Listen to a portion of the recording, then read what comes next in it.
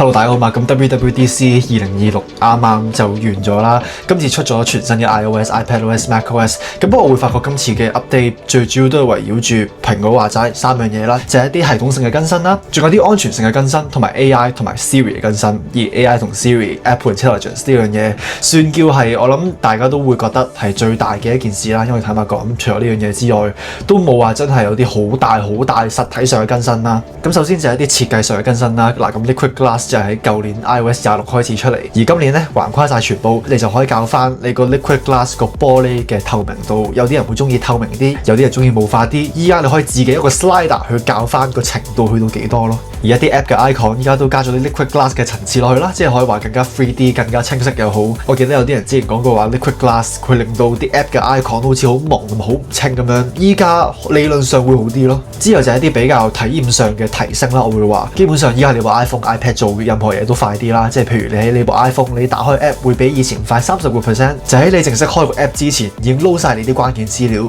有時喺部 iPhone 睇相都要啲時間去撈啦，即係譬如 iCloud download 翻落嚟，再撈一個清晰嘅版本。咁不過依家佢哋就話你喺你部 iPhone 睇相個 loading 嘅時間會快70%，而 AirDrop 傳輸都快80%。咁因為佢哋依家都重新再去自定化佢哋個 CPU 點樣用啦，更加多嘅 iPhone 去支援呢啲更加快嘅更新。你最舊嘅 iPhone， 就算你有部 iPhone 11，即係7年前嘅 iPhone， 直到依家嘅 iPhone 都支援嚟緊嘅 iOS 咯。我經常性都係 iPhone 或者 iPad 用搜尋呢個功能啦。咁依家佢就更加理解翻你本身已經有啲咩資料，而你依家想揾啲咩資料，從而令到你想揾嘅嘢快啲 load 到出嚟咯。AirPods 方面，每個人都有自己嘅聆聽嘅喜好啦，咁你就可以自定化個 EQ。之後就係一啲安全性嘅更新啦。依家我諗即係尤其是去到而家呢個年代，依家有越嚟越多我諗話年紀比較細嘅小朋友開始會用更加多嘅電子產品啦，即係尤其是 iPad、Mac 甚至 iPhone 都開始用啦。所以今次都做咗一啲嘢去保護又好，強化呢啲使用體驗又好。首先依家你就可以建立翻一個兒童嘅賬戶啦，你可以根據翻佢哋嘅年齡度身訂造。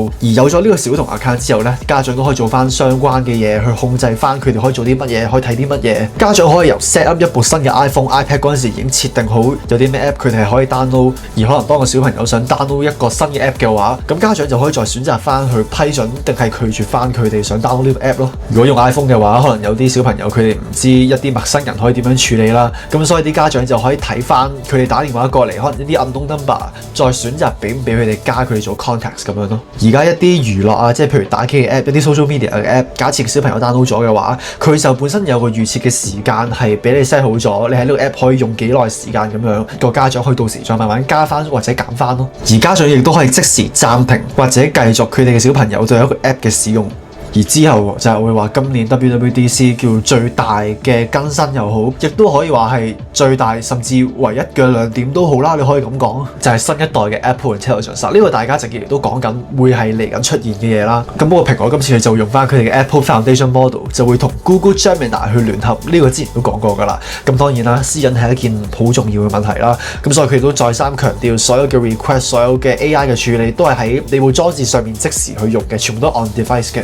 未經你嘅同意係唔會用喺其他地方度嘅。而家有個全新嘅 Siri 啦，就係叫做 Siri AI 啦，呢個就係佢哋改嘅一個名，基本上係 Apple Intelligence。咁但係依家嘅 Siri 就叫做 Siri AI。首先就有個獨立嘅 Siri 嘅 app， 理論上應該同其他即係譬如 ChatGPT 啊、Gemini、DeepSeek 啊嗰啲好類似啦。你問 Siri 一個問題，佢會自己上網揾翻相關資料，再俾個答案你，就好似其他 model 咁樣。咁但係佢最大嘅重心就係佢真係植入去你部 iPhone 咯。所以佢除咗依家係上網去揾資料之外，佢另一方面亦都喺你部電話入邊揾你需要嘅資料，再整合一次過俾你咯。佢都會理解翻你部電話目前個畫面係 show 緊啲咩出嚟啦。就譬如你而家網上揾到一張相咁樣，你就可以直接問 Siri 呢度係邊度嚟㗎，咁就可以直接 show 個地址俾你。佢成個 demo 一連串㗎啦，即係譬如你上網揾到個資料，你了解咗嗰樣嘢之後，你就可以直接用嗰樣資料去邀請一啲人去 join 呢個 event 咁樣，係喺同一個 request 就可以處理晒咯。仲有就係 Siri 佢把聲啦，都可以控制翻佢嘅表達嘅能力啊，佢講嘢嘅速度啊，你想出去搞得自然啲或者冇咁自然都係可以嘅。咁所以依家假設你想好快咁樣同 Siri 互動，即係譬如你想好似一個 chatbot 咁樣去同 Siri 打字嘅話，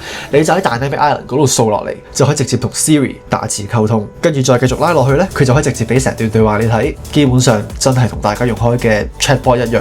咁不過唔同嘅地方就係佢真係融入喺你部電話啦、你部 iPad、你嘅 Mac， 佢本身就係識嚟嘅咯。而呢個係橫跨所有裝置嘅 iPhone、iPad、Mac、Apple Watch、Apple Vision Pro， 依家都支援啦。就好似之前嘅 Visual Intelligence 一樣，你影得一樣嘢就可以揾到更加多關於佢嘅資料。你依家可以喺呢部 Mac 嗰度 cap 圖，你揀翻你想要嘅主體，跟住再根據翻嗰個主體用個 chatbot 去俾個答案你咯。另外 Siri 佢除咗係一個獨立嘅 app 之外，佢都可以融入去你其他嘅 app 入邊啦。目前第一方即係譬如你日曆啊、備忘錄啊咁樣，咁我都希望佢遲啲可以擺去即係譬如 WhatsApp 啊、IG 啊嗰啲其他第三方嘅 app。咁不過一個比較印象深刻少少就係喺日曆嘅 app 啦，你可以好似 chatbot 咁樣，你直接打一句句子入邊包括時間、地點、日期要做啲乜嘢，佢就可以自動將你而 Image Playground 以前佢 gen 出嚟嘅嘢，基本上大家試過嘅話都知道，基本上全部都係卡通啦。咁不過依家有咗呢個全新嘅 AI 之後 gen 出嚟嘅嘢會更加真實咯，而且都會根據翻你需要嘅嘢，你可以直接圈低佢啦。即係譬如你想將個生日蛋糕，你想加啲蠟燭落去，你可以直接圈個生日蛋糕，再強調翻你想去直接有啲咩改變咁樣咯。我自己係一個好中意影相、好中意執相嘅人啦，